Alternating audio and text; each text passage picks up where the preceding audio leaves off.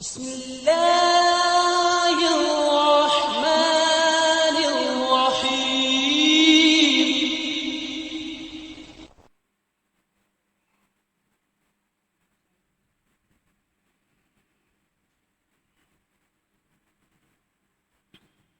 نحمده ونصلي على رسوله الكريم أما بعد فأعوذ بالله من الشيطان الرجيم بسم الله الرحمن الرحيم.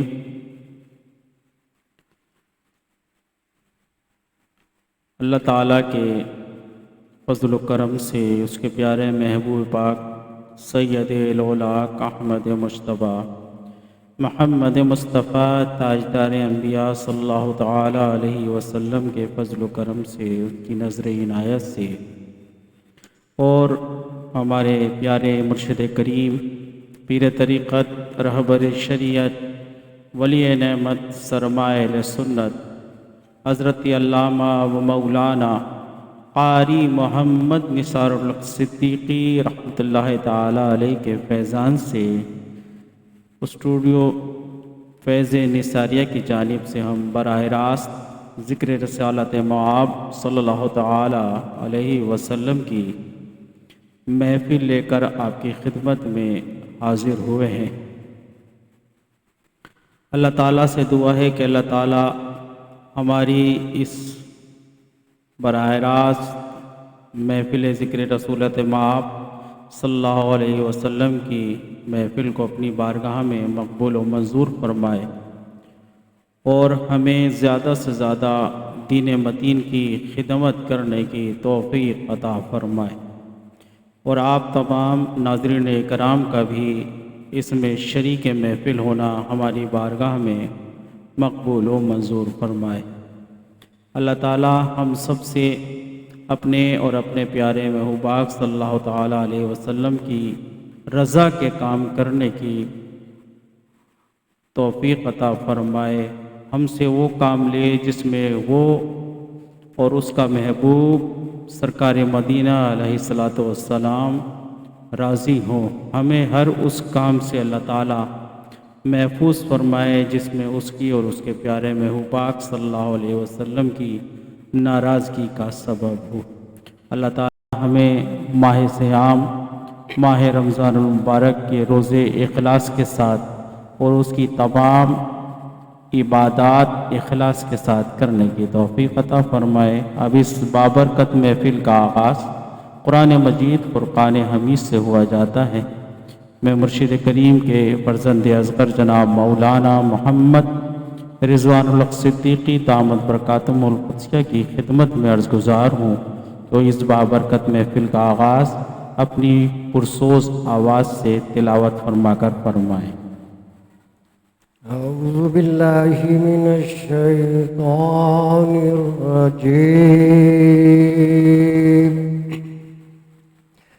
بسم اللہ الرحمن الرحیم،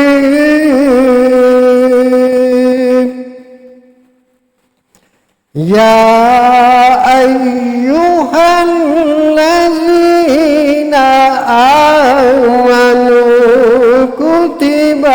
علیکم الصیام،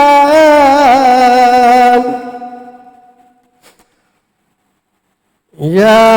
ایہا الذین آمنوا کتب علیکم الصیام کما کتب علی الذین من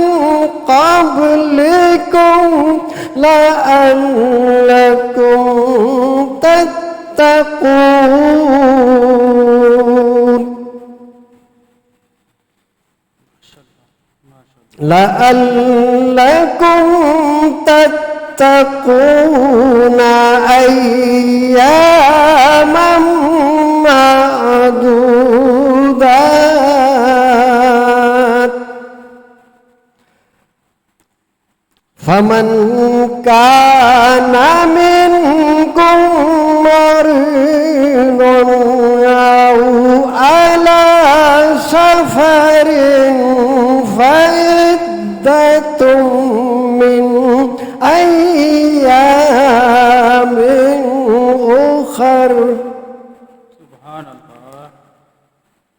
فمن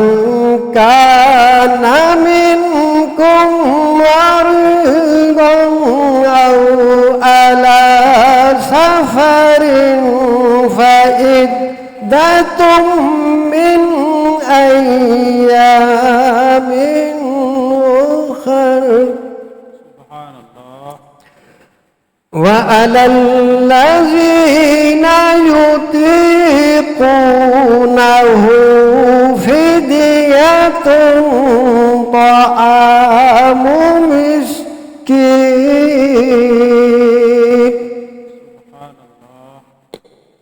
فمن تطوع خيرا فهو خير له وأن تصوموا خير لكم إن كنتم تعلمون وأن تصوموا خير لكم إن كنتم تعلمون صدق الله العظيم. ماشاءاللہ سبحان اللہ. بہت ہی خوبصورت آواز سے مرشد کریم کے فرزند اصغر جناب مولانا محمد رضوان الحق صدیقی قادری دامت برکاتہم القدسیہ تلاوت قرآن مجید فرقان حمید فرما کر ہمارے قلوب کو منور فرما رہے تھے. اللہ تعالیٰ سے دعا ہے کہ اللہ تعالیٰ ان کی عمر میں برکتیں اور رفعتیں عطا فرمائے. انہیں بھی اپنے والد ماجد کے نقش قدم پر چلتے ہوئے زیادہ سے زیادہ خدمت متین کرنے کی، خدمت اسلام کرنے کی توفیق مرحمت فرمائے. آئیے مل کر حمد باری تعالیٰ کے چند اشعار پیش کرتے ہیں. اس سے پہلے اپنے زبانوں کو حضور پرنور صلی اللہ تعالیٰ علیہ وسلم پر درود پاک پڑھتے ہوئے معطر فرمائیں. اللہم صلی علی سیدنا و مولانا محمد معدن الجود والکرم وآلہ وبارک وسلم صلاۃ و سلام علیک یا رسول اللہ وعلی آلک و اصحابک یا حبیب اللہ. یہ زمین جب نہ تھی آسماں جب نہ تھا، یہ زمین جب نہ تھی آسماں جب نہ تھا، چاند سورج نہ تھے، یہ زمین جب نہ تھی جہاں جب نہ تھا، چاند سورج نہ تھے، آسماں جب نہ تھا، راز حق بھی کسی پر آیا جب نہ تھا، راز حق بھی کسی پر آیا جب نہ تھا، جب نہ تھا کچھ یہاں، جب نہ تھا کچھ یہاں تھا مگر وہی تو اللہ اللہ اللہ اللہ اللہ اللہ اللہ اللہ اللہ اللہ اللہ اللہ لا الہ لا الہ تیری شان یا وعدہ تو خیال و تجسس تو ہی آرزو، آنکھ کی روشنی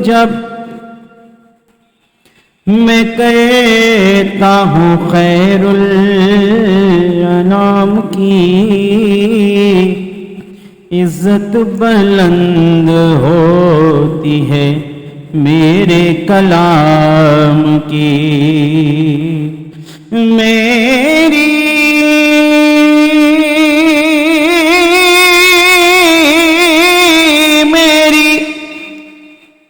لحد میں لائیں گے تشریف مصطفیٰ عادت بنا رہا ہوں عادت بنا رہا ہوں درود و سلام کی پڑھیے صلی اللہ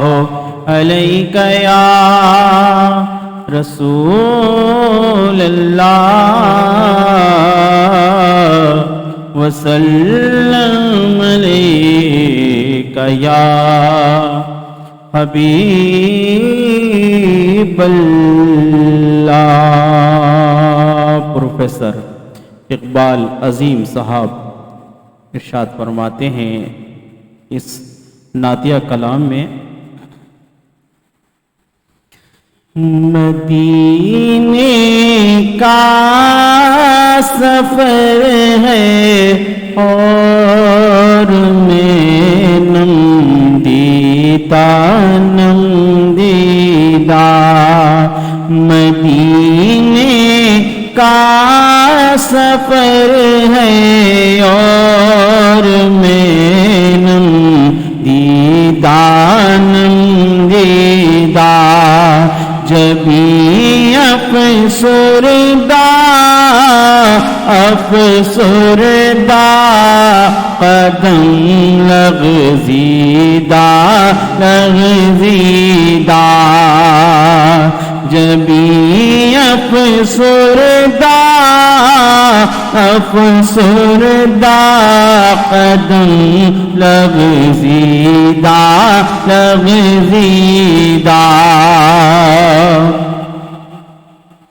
چلا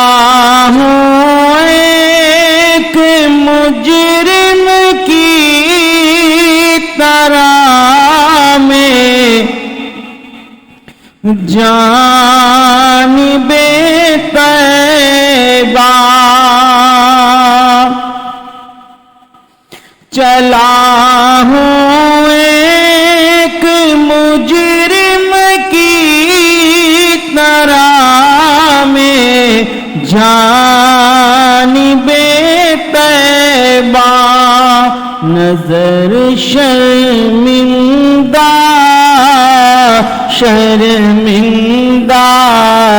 بدن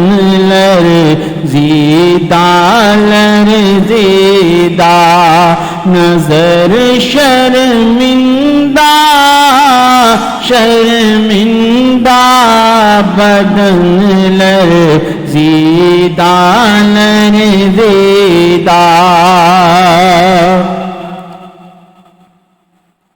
کسی کے ہاتھ نے مجھ کو سہارا دے دیا ورنہ کسی کے ہاتھ نے مجھ کو سہارا دے دیا ورنہ کہاں میں اور کہاں یہ راستے پیچیدہ کہاں میں اور کہاں یہ راستے پیچیدہ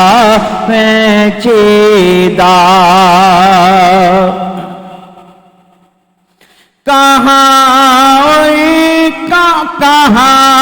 میں اور کہاں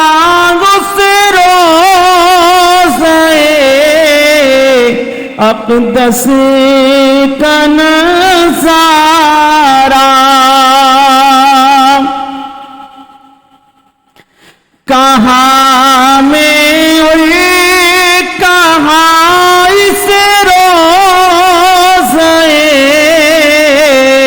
اقدس کا نظارہ، نظر اس سمت اٹھتی ہے مگر درزیدہ درزیدہ، نظر اس سمت اٹھتی ہے مگر درزیدہ درزیدہ، مدینے جا کے ہم سمجھے تقدس کس کو کہتے ہیں، مدینے جا کے ہم سمجھے تقدس کس کو کہتے ہیں، ہوا پاکیزہ پاکیزہ فضا سنجیدہ سنجیدہ، ہوا پاکیزہ پاکیزہ فضا سنجیدہ سنجیدہ، بصارت کھو گئی لیکن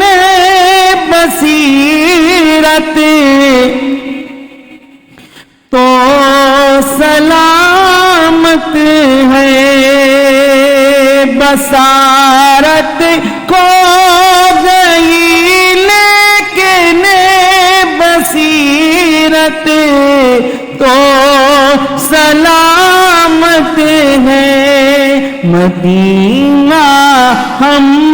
نے دیکھا ہے مگر نادیدہ نادیدہ، مدینہ ہم نے دیکھا ہے مگر نادیدہ نادیدہ، مدینے کا سفر ہے اور میں نم دیدہ نم دیدہ، وہی اقبال جس کو ناز تھا کر خوش مزاجی پر، وہی اقبال جس کو ناز تھا کل خوش مزاجی پر، فراق طیبہ میں رہتا ہے اب رنجیدہ رنجیدہ، فراق طیبہ میں رہتا ہے اب رنجیدہ رنجیدہ، مدینے کا سفر ہے اور میں نندیدہ نندیدہ، جبھی افسردہ افسردہ قدم لغزیدہ لغزیدہ۔ آئیے ماہ غفران یہ عشرہ مغفرت چل رہا ہے، اسی متعلق ہم کچھ گفتگو سماعت فرمائیں گے صاحبزادہ محمد رضوان الحق صدیقی دامت برکاتہم القدسیہ سے کہ اللہ تعالیٰ نے یہ رحمت بھرا مغفرت بھرا اور جہنم سے آزادی والا ہمیں ماہ مبارک عنایت فرمایا، تو ہمیں کیا چاہیے کہ اس میں اس کی رضا والے اور اس کے محبوب کی رضا والے وہ کون سے ایسے کام کریں کہ ہم اس عشرے میں، عشرہ رحمت میں رحمت کے بھی مستحق ہوں، عشرہ مغفرت میں مغفرت کے بھی مستحق ہوں، اور عشرہ آزادی جہنم کے عشرے میں بھی ہم جہنم سے آزادی کے مستحق ہوں۔ اللہ تعالی ہمیں سن کر سمجھ کر اس پر عمل کرنے کی توفیق عطا فرمائے۔ الحمدللہ رب العالمین والعاقبۃ للمتقین والصلاة والسلام علی اشرف الانبیاء والمرسلین وعلی آلہ واصحابہ اجمعین، اما بعد۔ جیسا کہ آپ حضرات کے علم میں ہے کہ یہ پہلا عشرہ رمضان مبارک کا ختم ہو گیا ہے، اب یہ دوسرا عشرہ شروع ہوا ہے، اور یہ اللہ تعالیٰ کا کروڑوں احسان ہے، جتنا بھی شکر کریں کم ہے کہ اللہ تعالیٰ نے پھر ہمیں رمضان عطا فرمایا، جس میں نفل کا ثواب فرض کے برابر اور فرض کا جو ثواب ہے وہ 70 گنا بڑھا دیتا ہے اللہ تعالیٰ۔ تو اس میں بھی اگر کوئی لوٹ نہیں سکے، یعنی رحمتیں، یعنی اپنا حصہ نہ ملا سکے اور اپنی مغفرت کا سامان نہ کر سکے، تو وہ بہت ہی بد نصیبی کی علامت ہے، ظاہر ہے کہ اللہ تعالیٰ کا دریائے رحمت جوش میں آ جاتا ہے اس میں، اور نیکیوں کا اجر اتنا بڑھا دیا جاتا ہے کہ وہ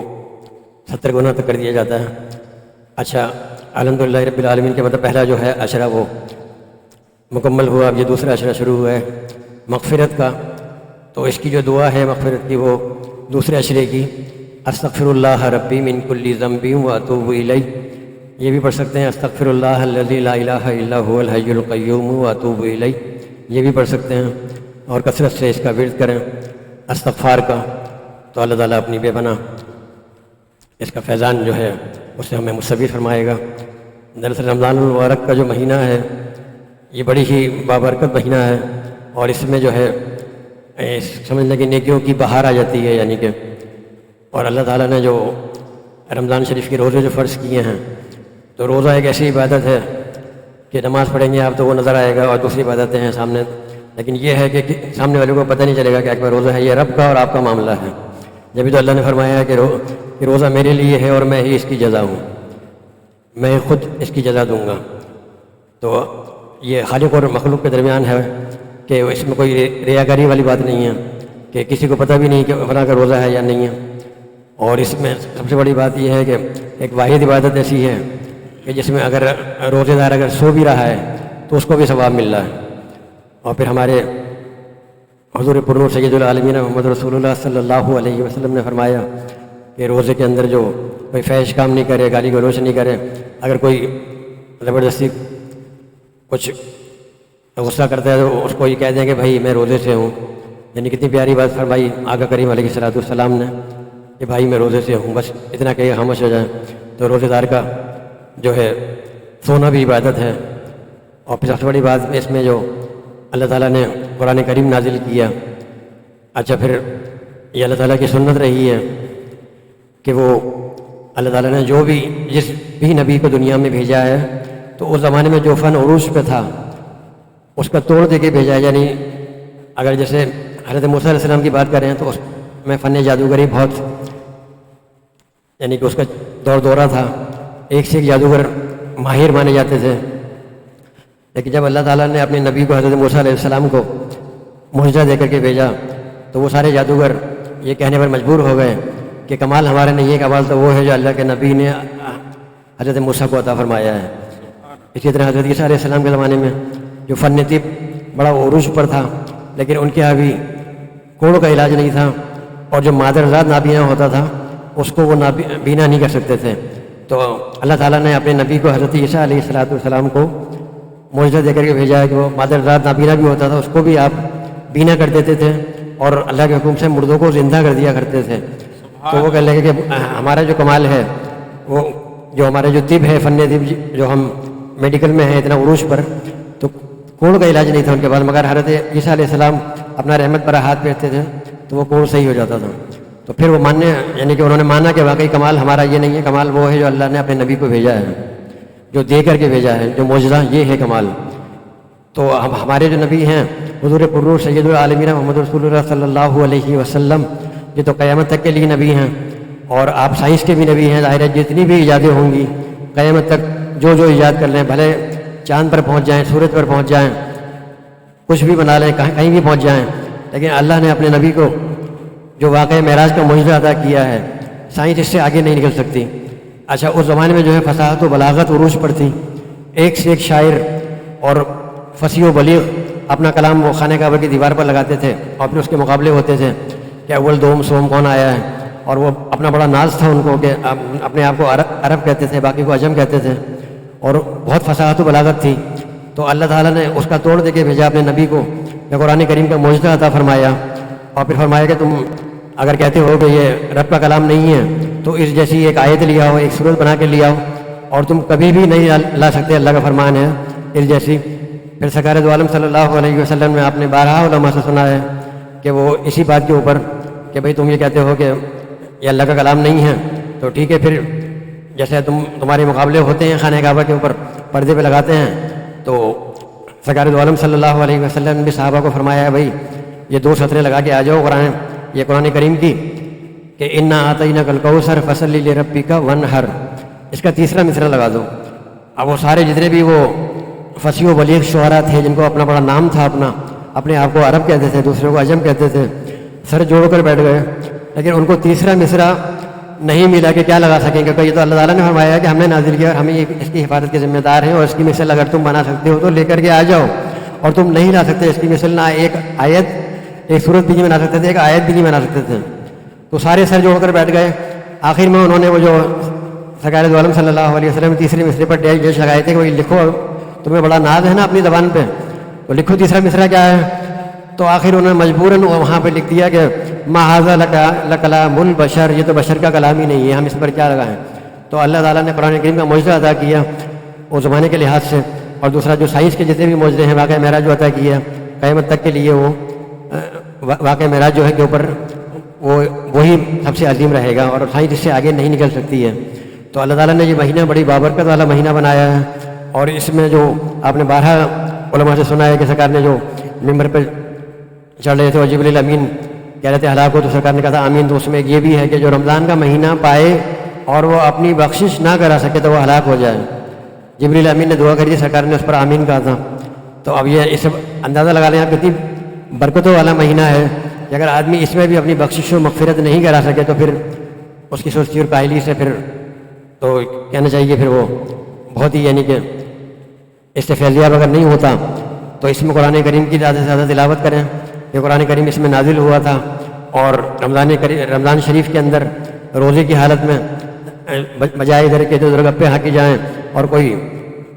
ڈرامہ دیکھ رہے ہیں یا کچھ کر رہے ہیں، تو اس سے بہتر ہے کہ روزے کو جو ہے اللہ تعالیٰ کے نیک کاموں میں گزارا جائے، درس حدیث کا مطالعہ کیا جائے۔ اچھا پھر سب سے بڑی بات تو قرآن کریم پڑھا جائے۔ قرآن کریم کا تو جو سب سے بڑی بات ہے کہ اس کا جو کہ بغیر پڑھے ہوئے ایک لفظ پر 10 نیکی ملتی ہیں، یعنی الف لام میم آپ نے پڑھا تو 30 نیکیاں آپ کو بغیر سمجھے ہوئے مل گئیں، اور اگر سمجھ کے پڑھیں گے، تفسیر کے ساتھ پڑھیں گے، تو پھر اس کا تو یعنی کہ کیا انعام و کرامات ہوتے ہیں اللہ تعالیٰ کی طرف سے۔ اور سمجھ کے پڑھنا تو بہت ہی یعنی کہ اللہ تعالیٰ کے یہاں بہت پسندیدہ ہے۔ تو آپ کوشش کریں کہ قرآن کریم کو ناظرہ پڑھیں، یعنی کہ قرآن کریم کی صورتیں وغیرہ پڑھیں، قرآن کریم کو ختم کریں، کم از کم رمضان شریف میں 1 سے 12 ایک قرآن کریم تو یعنی 1 سے 12 روز پڑھیں گے تو آپ 1 مہینے میں آپ کا قرآن شریف ختم ہو جائے گا۔ اور پھر سب سے بڑی بات یہ ہے کہ وہ اس میں قرآن کریم نازل ہوا ہے اور اس کی برکتیں بھی آپ کو ملیں گی۔ تو اللہ تعالیٰ ہم کو قرآن کریم کو سمجھنے کی، پڑھنے کی، سمجھنے کی اور اس پر عمل کرنے کی توفیق عطا فرمائے، اور پھر روزے کا جو مقصد ہے اللہ تعالیٰ وہ اسے کما حق حاصل کرنے کی توفیق عطا فرمائے۔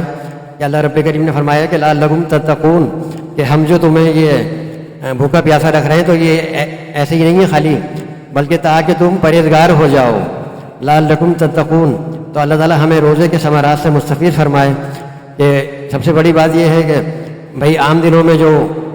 کھانا پینا ہے وہ تو جائز تھا نا، پانی پینا، کھانا کھانا بالکل جائز تھا، لیکن اللہ تعالیٰ نے حکم دے دیا کہ بھئی صبح صادق سے لے کے غروب آفتاب تک ہمارا حکم ہے اب کچھ نہیں کھانا۔ اچھا پھر اس میں ایک مزے کی بات یہ ہے کہ اللہ رب کریم جو ہے جب افطاری کے لیے ہم بیٹھتے ہیں، سامان سب لے کے، سارا شربت بھی ہے اس میں، پھل فروٹ بھی ہیں اور دنیا اقسام کی نعمتیں ہیں، تو ہم دعا کر رہے ہوتے ہیں اور ابھی ٹائم نہیں ہوتا، تو کسی چیز کو ہاتھ نہیں لگاتے ہیں کہ اللہ کا حکم نہیں ہے اب. تو اللہ رب کریم اپنے فرشتوں سے پوچھتا ہے کہ اے میرے فرشتوں، یہ میرے بندے میرا دیا ہوا رزق کھا کیوں نہیں رہے؟ تو فرشتے فرمائیں گے مولا تیرا حکم نہیں ہے،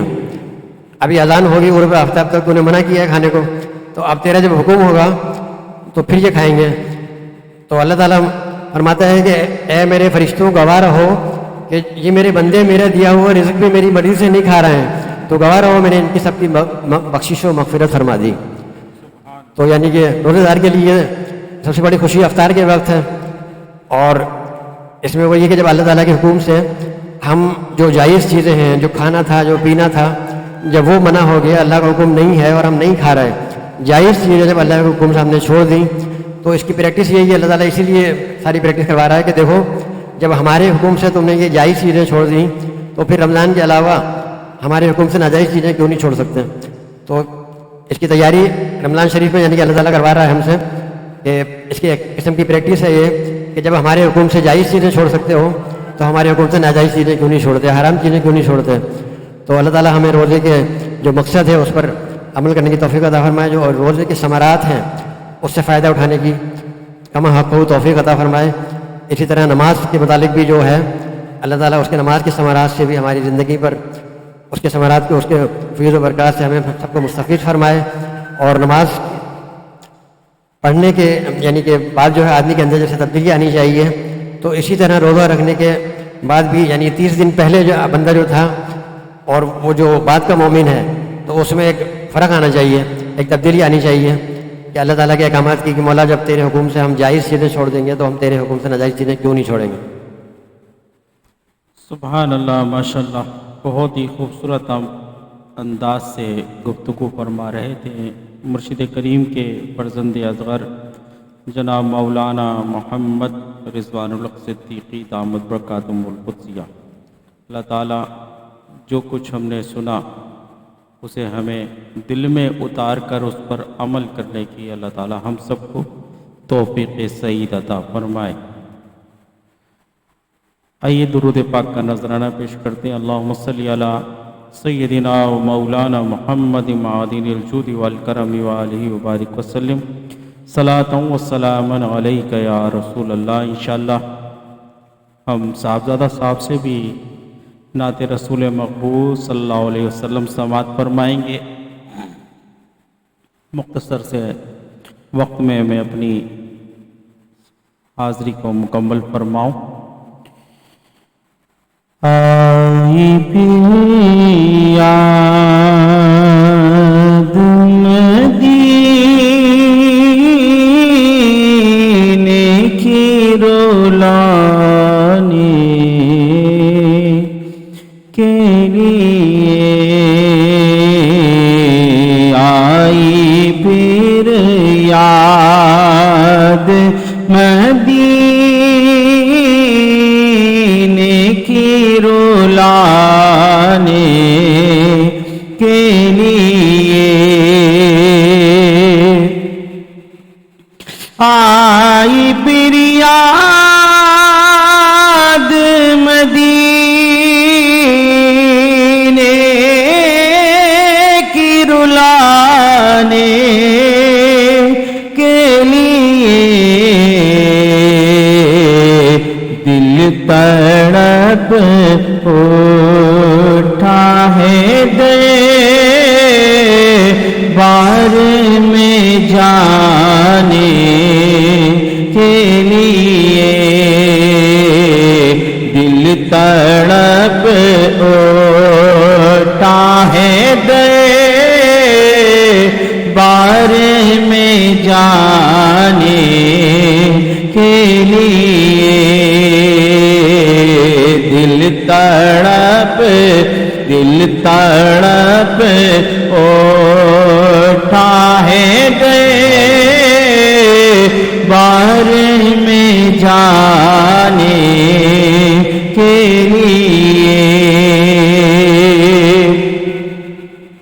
کاش میں اڑتا پھرو خاک مدینہ بن کے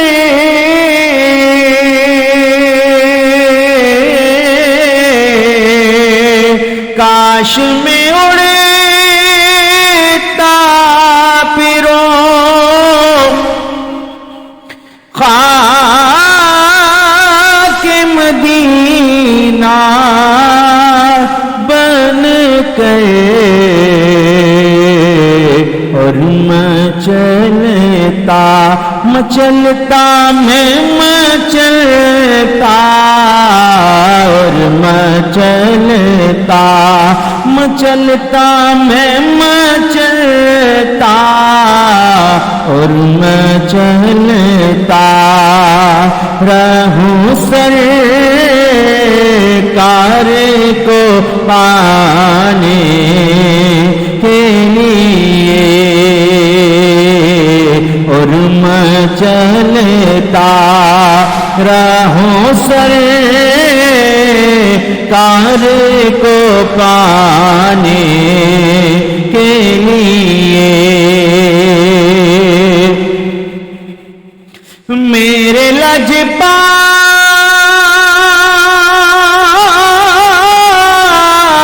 نے رسے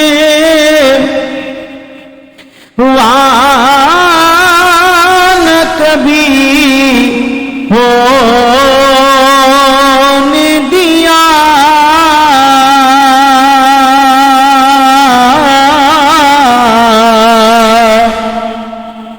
یہ تو سرکار ہیں، امام الانبیاء ہیں، بے شک حضور صلی اللہ تعالیٰ علیہ وسلم کے امتیوں کی یہ شان ہے کہ حضور سیدنا غوث پاک رضی اللہ تعالیٰ عنہ فرماتے ہیں میرا مرید اگر مشرق میں ہو اور میں مغرب میں ہوں اور اسے شیر کے جبڑوں نے شکار کرنے کے لیے پکڑ لیا ہو، بس وہ صدق دل سے میرا نام لے تو میں آنن فانن اس کی مدد کو پہنچ جاؤں گا اور شیر کے جبڑے کو چیر کر اپنے مرید کو بچا لوں گا۔ امتی کی یہ شان ہے تو حضور کی کیا شان ہوگی۔ شاعر اسی بات کا ذکر کر رہا ہے، میرے لجپال نے رسوا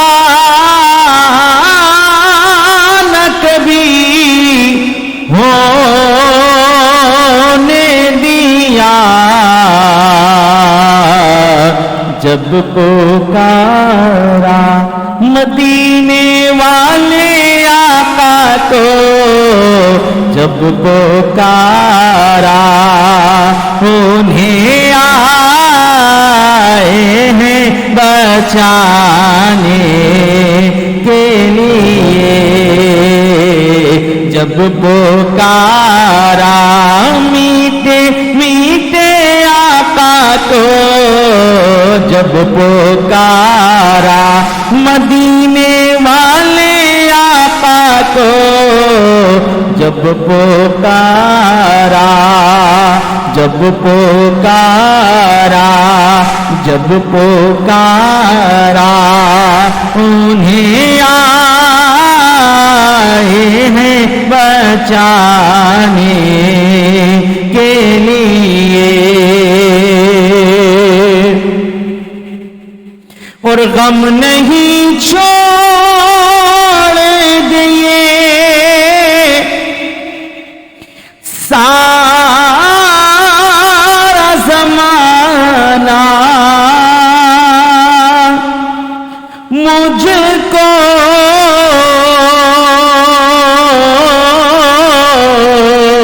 غم نہیں چھوڑ دیے سارا زمانہ، بھی مجھے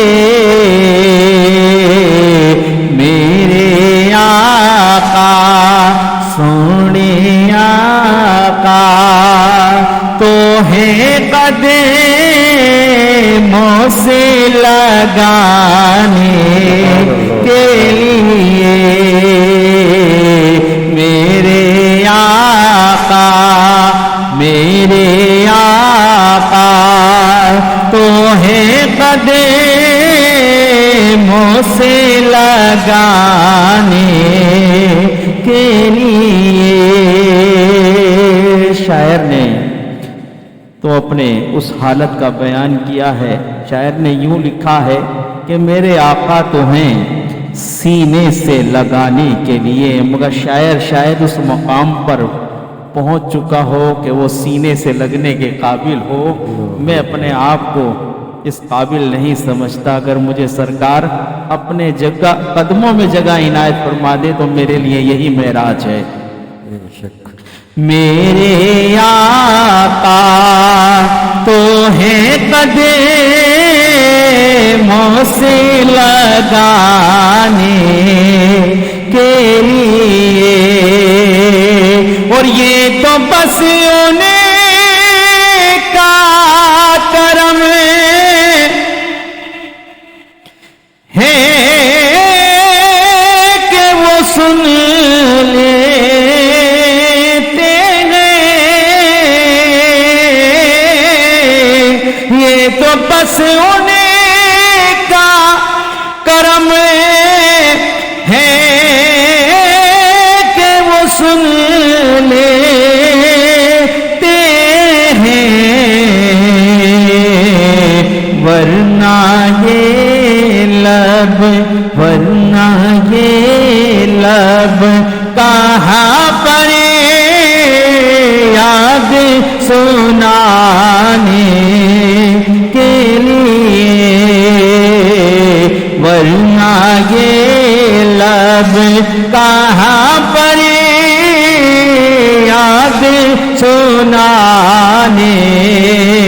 کے لیے. پھر میسر ہمیں دیدار مدینہ ہوگا،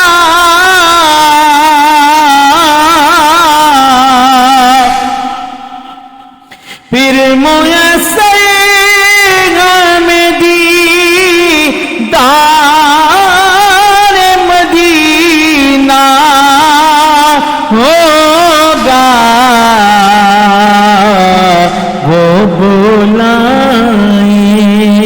وہ بلائیں گے ہمیں جلوہ دکھانے کے لیے، وہ بلائیں وہ پیارے پیارے آقا بلائیں گے ہمیں جلوہ دکھانے کے لیے. بخش دی نعت کی دولتیں جو ہمیں آقا نے، کتنا پیارا ہے وسیلہ انہیں پانے کے لیے، کتنا پیارا ہے وسیلہ انہیں پانے کے لیے. آئی پھر یاد مدینے کی رلانے کے لیے. اور کتنے مہربان، کتنے شفیع ہیں ہمارے آقا. اسی بات کا ذکر کر رہے ہیں شاعر. مجھ گناہگار خطا، مجھ گناہگار خطا کار کو میں شرم عدیل،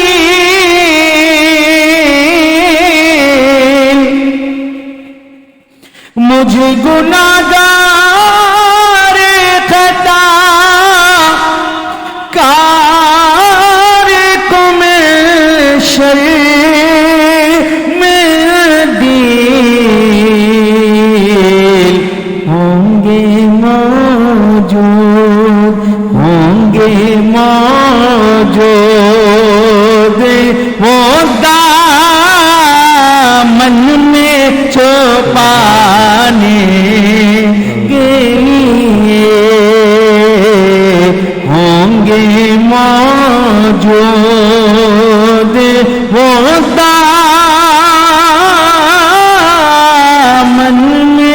چھپانے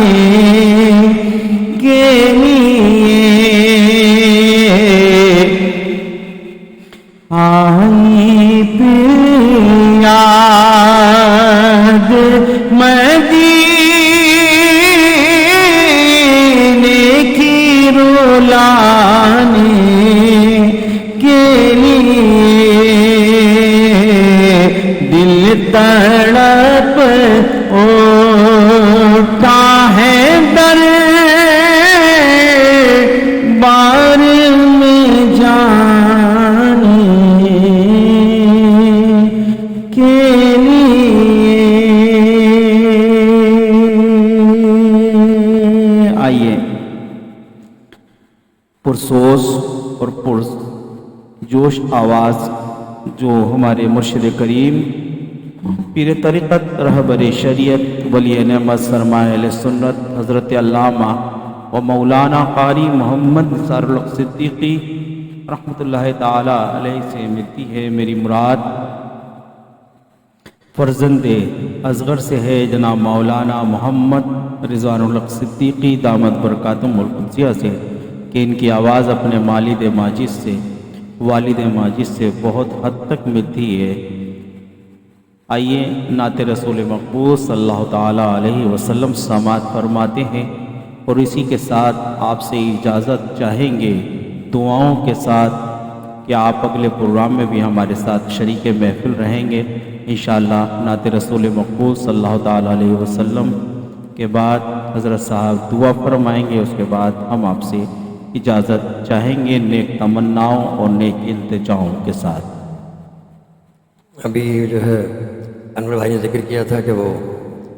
جنگ بدر کا بھی تھوڑا سا ذکر کر دیے گا، تو پھر میں میرا خیال اسی حوالے سے جو ہے کچھ حافظ جالندری صاحب کی جو ربائی ہے اس کے چند شعر پیش کر دوں گا کہ جو مارکا ہوا تھا کفر اسلام کا، اور سرکار عالم صلی اللہ علیہ وسلم نے جو پیشن گوئی کری تھی اور اپنی چھڑی مبارک سے نشانت لگائے تھے کہ یہاں ابو جہل مرے گا، یہاں عتبہ مرے گا، یہاں شیبہ مرے گا، تو صحابہ کرام فرماتے ہیں کہ جہاں سرکار عالم صلی اللہ علیہ وسلم نے نشان لگائے تھے بالکل وہی کافر وہاں پر مرے سارے۔ اور پھر اس میں جو خاص طور پر ابو جہل کی جو قتل ہوا ہے، ابو جہل وہ اسلام کا جو یعنی کہ جو 2 بچے تھے صحابہ کرام اور ان کے ہاتھوں سے مارا گیا ہے، تو وہ اتنا بڑا جنرل اور 2 بچوں کے ہاتھ سے مارا گیا، تو یہ اللہ تعالیٰ نے کیسے دلیل کرایا اس کا، یعنی کہ جو ہمارے محبوب کا گستاخ ہے اس کو اللہ تعالیٰ کس طرح ذلیل کرتا ہے کہ وہ 2 بچوں کے ہاتھ مارا گیا۔ اچھا ان کا جو ہے قصہ کچھ یوں ہے کہ جو بڑے والے تھے ان کو تو سرکار عالم صلی اللہ علیہ وسلم نے منتخب کر لیا تھا، بھائی تم چلو جہاد میں ہمارے ساتھ، ٹھیک ہے۔ چھوٹے والے جو ہے سرکار نے فرمایا کہ آپ جو ہے نا ابھی بہت چھوٹے ہو تو آپ کو ہم نہیں لے رہے، تو انہوں نے کہا سرکار میں ان سے زیادہ بہادر ہوں اور دیکھیں میں بڑے بھائی کو بچھاڑ دوں گا، آپ میرا مقابلہ کر لیں اور دیکھیں آپ۔ تو سرکار مسکرائے، کہا اچھا چلو ٹھیک ہے مقابلہ کر دیں، اگر تم جیت گئے نا تو تمہیں بھی لے لیں گے۔ اچھا وہ انہوں نے بڑے بھائی کے کان میں کہا کہ بھائی دیکھو بات سنو بھائی جان، آپ کو تو سرکار نے لے ہی لیا ہے جنگ کے لیے، ٹھیک ہے نا، تم میرے ہاتھ سے بچھڑ جانا تو میں بھی شامل ہو جاؤں گا۔ کہیں گے ٹھیک ہے۔ اب وہ مقابلہ ہوا، بڑا چل رہا ہے وہ، اور انہوں نے گرا دیا ان کو، بڑے بھائی کو ان کے سینے پہ چڑھ کے بیٹھ گئے۔ انہوں نے کہا سرکار دیکھیں میں جیت دیا، دیکھیں میں ان سے زیادہ بہادر ہوں۔ سرکار مسکرا رہے ہیں اور ہمارے ٹھیک ہے چلو اللہ تعالیٰ کی یہی مرضی، تو پھر ٹھیک ہے چلو دونوں چلتے ہیں۔ تو اس طرح وہ دونوں جو بچے تھے وہ سرکار نے منتخب کر لیا، اچھا ٹھیک ہے تم بھی چلو۔ خوشی خوشی وہ جہاد پہ جانے کے لیے اپنی جان دینے کے لیے روانہ ہو گئے۔ تو اس کو حافظ جالندری صاحب نے جو ہے نا اپنے شعر میں ذرا اس کی تشریح کری ہے، انہوں نے کیا یہ لشکر ساری دنیا سے انوکھا تھا، نرالا تھا کہ اس لشکر کا افسر ایک کالی کملی والا تھا، کہ اس لشکر کا افسر ایک کالی کملی والا تھا، نہ تو وہ تیر پر تکیا تھا نہ خنجر پر نہ بھالے پر، بھروسہ تھا تو ایک سادے سے کالی کملی والے پر، بھروسہ تھا تو ایک سادے سے کالی کملی والے پر۔ تو وہ بچے جو ہیں پورے جنگ بدر کے اندر ایک ایک سے پوچھتے تھے چچا جان ابو جہل کون ہے؟ ابو جہل ہمیں دکھا دے۔ انہوں نے کہا بھائی وہ تو فوج کا سپہ سالار ہے، کمانڈر ہے وہ تو، اور تم کیوں پوچھ رہے ہو اس کو؟ تو بچوں نے کہا کہ قسم کھائی ہے مر جائے گی یا ماریں گے ناری کو، سنا ہے گالیاں دیتا ہے میں وہ محبوب باری کو۔ تو صحابہ کرام نے فرمایا کہ بھائی بچوں اس کے تو وہ تو کمانڈر ہے فوج کا، اور وہ تو بہت زبردست حصار کے اندر ہے، اس کو تو پہرا ہے بڑا زبردست۔ اور انہوں نے شاعر اس کو قلم بند کرتا ہے اپنے اشعار میں کہ انہوں نے فرمایا کہ حفاظت کر رہا ہے گرد اس کے فوج کا دستہ۔ تو بچے کہنے لگے یہ دستہ کب تلک روکے گا اسرائیل کا رستہ، یہ دستہ کب تلک روکے گا اسرائیل کا رستہ۔ بس اتنا کہا، اور ایک صحابی نے فرمایا دیکھو وہ سامنے جا رہے ہیں، وہ جا رہا ہے ابو جہل وہ ہے۔ بس بچوں نے اتنا سنا اور وہ دونوں اپنی غلیلیں لے کے اور جو دوڑے ہیں اس کے پیچھے، اور غلیل سے نشانہ لگایا ہے تو اس کے آنکھ کو تو کام کر دیا انہوں نے اسی ٹائم، اور وہ آنکھ میں جا کے جو پتھر لگا تو وہ گر گیا نیچے، تو دونوں بچے چڑھ گئے اس کے اوپر، اور پھر تو اس کا کام اتار دیا۔ اب وہ دیکھیں مر رہا ہے حالانکہ خبیث، اب وہ کہہ رہا ہے کہ مجھے افسوس ہے کہ دو بچوں کے ہاتھوں سے میں قتل ہو رہا ہوں، لیکن میری گردن ذرا جو ہے نا دور سے کاٹنا تاکہ پتہ چلے کسی سردار کی گردن ہے۔ یعنی مرتے مرتے بھی اس کو جو ہے غرور و تکبر دیکھیں کہ وہ نہیں جا رہا، اور کہہ رہا ہے کہ ذرا لمبی گردن کر کے کاٹنا تاکہ پتہ چلے کسی سردار کی گردن ہو۔ تو اس طرح وہ ذلت و رسوائی کے ساتھ کہ اللہ تعالیٰ کے محبوب کا جب گستاخ ہوتا ہے تو اللہ تعالیٰ نے کتنی ذلت کے ساتھ منوایا ہے کہ دو بچوں کے ساتھ۔ تو ایک جو چھوٹے والے بھائی تھے ان کو تو انہوں نے پکڑ کے اور وہ شہید کر دیا تھا اسی ٹائم، اور جو دوسرے تھے ان کا ایک بازو کٹ گیا تھا۔ اچھا انہوں نے کیا کیا کہ وہ بازو اپنا دبایا دوسرے ہاتھ میں اور سرکار کے پاس پہنچ گئے بھاگ کے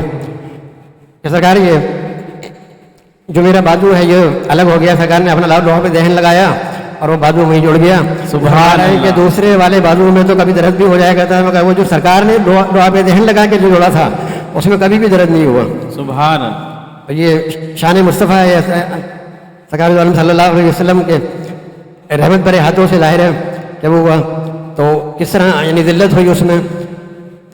ان کو کفار مکہ کو، اور بڑے بڑے سردار اس میں جو عتبہ شیبہ اور ابو جہل ایسے نامی گرامی مارے گئے۔ اس میں فرشتوں کی مدد بھی آئی۔ صحابہ کرام فرماتے ہیں کہ ہم تلوار اٹھا کے تلوار کے ایک ضرب لگانے والے ہوتے تھے کہ وہ کافر کی گردن جا کے وہ دور گرتی تھی، کہ فرشتوں نے مدد کری تھی۔ اس میں فرشتوں کی مدد شامل حال رہی تھی صحابہ کرام کے ساتھ، اور اس طرح کفر جو ذلیل ہوا اور اللہ تعالیٰ نے اپنے محبوب کو فتح و نصرت سے ہمکنار فرمایا۔ اللہ تعالیٰ سے دعا ہے کہ اللہ تعالیٰ سرکار عالم صلی اللہ علیہ وسلم کی ناموس کی خاطر ہمیں بھی پہرے دینے کی توفیق عطا فرمائے، اور سرکار کی شان کو بلند کرنے کی توفیق عطا فرمائے۔